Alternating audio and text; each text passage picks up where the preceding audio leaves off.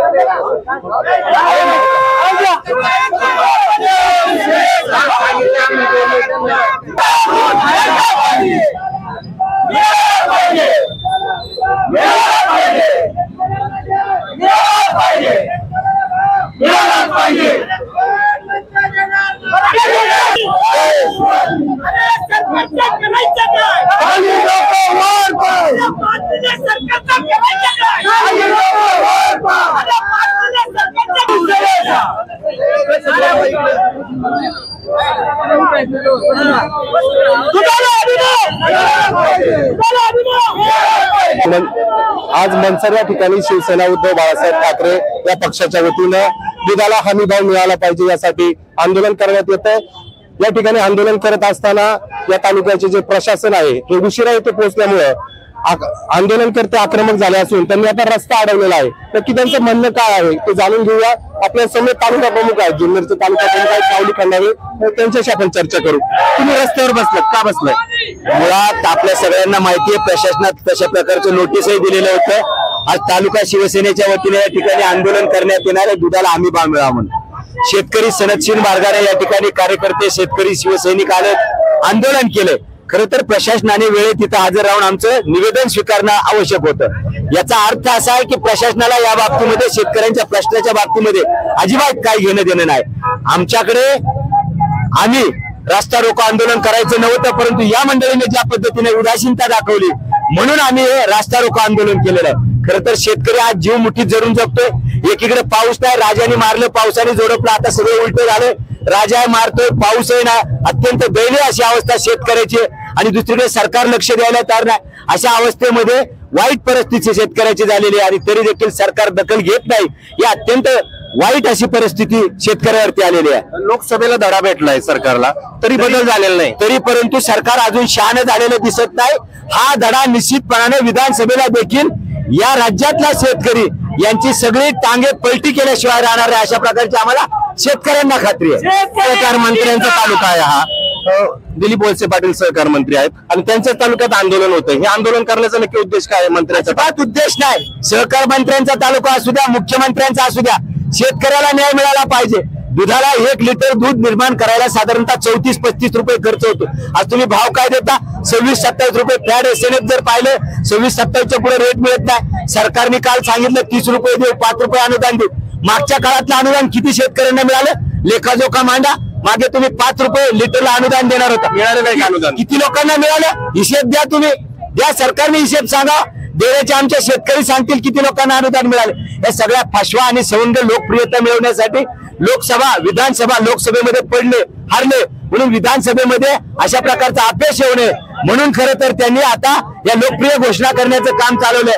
तुमच्याच खिशातून काढायचं म्हणजे संकलन केंद्राला आता 5% जीएसटी लावला गेलाय, त्याच्यावर काय मत आहे तुमचं? 100% संकलन केंद्राला 5% जीएसटी लावला। शेतीमालाला जे तुम्ही खरेदी करता, खतं, औषधं, बी बियाणे, पेट्रोल, डिझेल, एकीकडे म्हणायचं शेतकरी कर भरत नाही। 18% जीएसटी तुम्ही शेतकऱ्यांकडून कापून घेता आणि वर सांगता तुम्हाला स्वाभिमान। अरे कसली स्वाभिमान? ही अपमान योजना आहे। लोकांना शेतकऱ्यांना फसवण्याचं काम म्हणजे या हाताने घ्यायचं आणि या हाताने द्यायचं, अशा प्रकारच्या सगळ्याला 5 रुपये अनुदान आणि ज्या सहकारी संस्था संकलन करतायत त्यांच्याकडूनच 5% घेतले जाणार, 100% घेतले जाणार। म्हणजे आता ते खरं तर देवाचं घ्यायला देवालाच द्यायचं, अशा प्रकारचा यांचा कारभार आहे। आपण सगळेजण बघतोय, अत्यंत दुर्दैवी कारभार आहे। शेतकरी त्यांना 100% पुन्हा धडा शिकवल्याशिवाय राहणार नाही, याच्या प्रकारची आम्हाला खात्री आहे। ताई, तुम्ही पण आंदोलन करताय, तुम्ही माझे जिल्हा परिषद सदस्य आहात, पहिलं सरकार जे शेतकऱ्यांची बाजू घ्यायचं ते सरकार आता दिसतंय का? आता ह्या ठिकाणी सरकार कुठल्याही प्रकारे शेतकऱ्यांची बाजू घेत नाहीये आणि ज्या काही योजना काढत आहे त्या सगळे फक्त जे काही आहे सुशिक्षित आहेत जे कमाव आहेत त्यांच्या बाजूने सरकार निर्णय घेत आहे, व्यापाऱ्यांच्या बाजूने घेत आहे. शेतकऱ्यांसाठी सरकार काय करतंय? आज लाडकी बहीण योजना काढली, कशासाठी काढली? आज महिला भगिनी काम करून करून त्यांचे मनके गेले आणि तुम्ही 1500 रुपये देऊन त्यांचा अपमान करताय. ह्या ज्या काही योजना काढत आहे ह्या सर्वपणे चुकीच्या आहेत. शेतकऱ्यांना आणि ह्या भगिनींसाठी तुम्ही काय करताय तर ते विधायक करा. महिला म्हणून मुख्यमंत्र्यांना काय सांगाल? त्यांनी जे काही आहे ज्या आमच्या महिला भगिनी आहे शेतात सतत काम करत असतात त्यांच्यासाठी तुम्ही विधायक काहीतरी करा, त्यांच्यासाठी योजना काढा. 1500 रुपये देऊन त्यांना तुम्ही काय साध्य करताय? आंदोलन कशासाठी करताय तुम्ही? आम्ही दुधासाठी करतो. आम्हाला कांद्याला हमी भाव नाही, दुधाला भाव एकदम कमी देतात. 34 रुपये खर्च येतो आम्हाला. येता तशी सुरुवात आहे.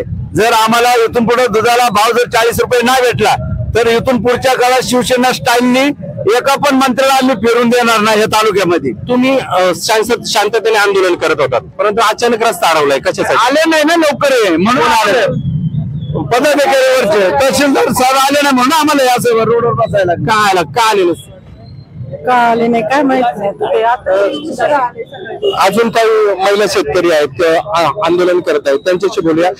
दूध उत्पादन करायला नक्की खर्च किती होतो? दूध उत्पादन करायला आपण आता पाहत असेल पशु कुठल्याही म्हणजे जनावर पाळायचं म्हणजे सोपी गोष्ट नाही. खूप सारा खर्च त्याच्यावर मग पशु त्याला आरोग्याविषयी सुद्धा पाहावं लागतं किंवा त्याचा चारा असेल त्याविषयी सुद्धा खर्च हा खूप मोठ्या प्रमाणात आहे. परंतु त्या प्रमाणात सरकार अजिबात जो दुधाला दर अपेक्षित आहे तो दर शेतकऱ्यांना. बाजार काय भेटतो आता 26 रुपये.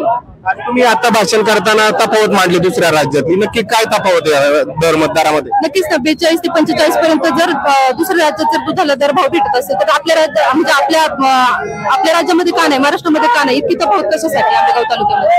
आता नीती जरी राज्यामध्ये मांडली असेल परंतु आता तुम्ही जर पाहिलं तर तालुक्यामध्ये सुद्धा ही तफावत आहे. म्हणजे कुठलाही असा ठोस कायदा सरकारचा दुधाविषयी कुठलाही ठोस कायदा जो अपेक्षित आहे शेतकऱ्यांना असा कुठलाही कायदा नाही आहे. तुम्ही जर पाहिलं सांगलीला वेगळा दर आहे, कोल्हापूरला वेगळा आहे, सोलापूरला वेगळा आहे. म्हणजे 32-34 दर तिथेही मिळतोय परंतु आपल्या इथं तो दर फक्त 26 रुपये.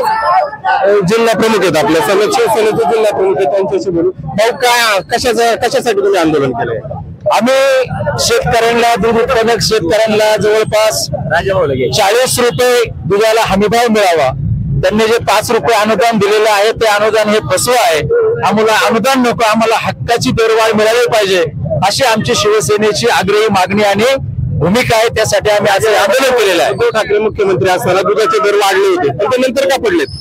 त्यासाठीच आम्ही आंदोलन करतो. का पडले? त्याच्यामुळे पडले. सरकार असंवेदनशील आहे. हे सरकार फक्त उद्योजकांचं धार्जिणं सरकार आहे. शेतकऱ्यांचं यांना देणं घेणं नाही. त्यामुळे शिवसेना आता रस्त्यावर उतरलेली आहे आणि हे आंदोलन आम्ही अतिशय तीव्र केलेलं आहे. सहकार मंत्र्यांच्या तालुक्यात तुम्ही आंदोलन करताय, या माध्यमातून सरकारला काय सांगणार आहे?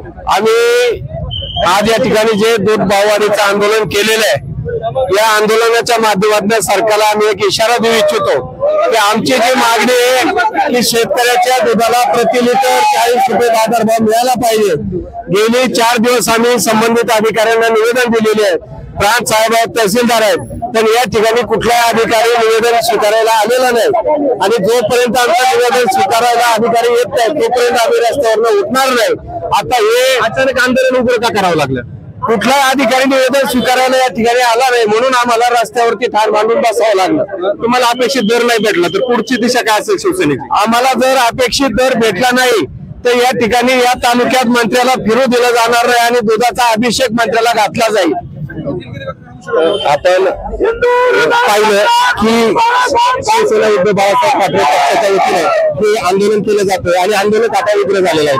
पुढे जर्नलिस्ट राजेश चासकर, संदीप खळे, मंचर. फेसबुकला आमचे पेज लाईक करा आणि आमच्या युट्यूब चॅनेल सबस्क्राईब करा.